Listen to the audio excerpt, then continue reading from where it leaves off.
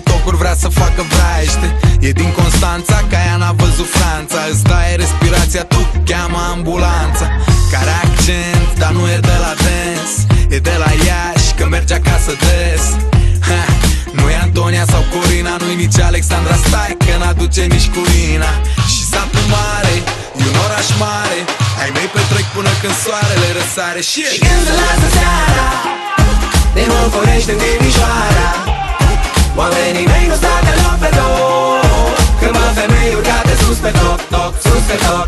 Și când se lasă seara, de București în Timișoara, oamenii mei nu stau deloc pe loc. Când mă femei urcate sus pe toc, toc, sus pe toc.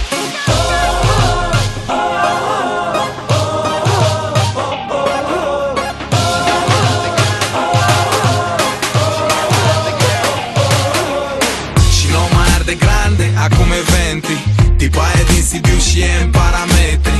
E zi cu soare, ea pleacă la plimbare spre București ca se joacă în deplasare. Și naturală și-a uitat acasă rujul, s-ar întoarce după el, dar e prea departe Clujul. N-o cheamă Iulia, dar vine de la Alba. Distanță mare, domnule, s-a tocit și talpa. Și vine din Galați, de acasă frate. Și vine din Galați, de acasă frate. Și când se lasă seara, de București în Timișoara, oamenii mei nu stau deloc pe loc. Când mă femei urcate sus pe toc, toc, sus pe toc. Și când se lasă seara, de București în Timișoara, oamenii mei nu stau deloc pe loc. Când mă femei urcate sus pe toc, toc, sus pe toc.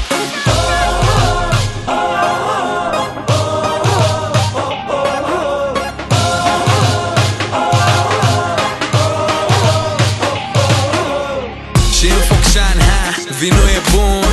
Nu mai e de mizeche, vin diesel acum. În Baia Mare și Arad nu stăm pe loc.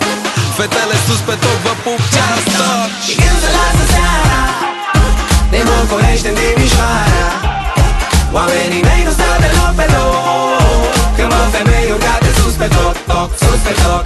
Și când se lasă seara, de București în Timișoara,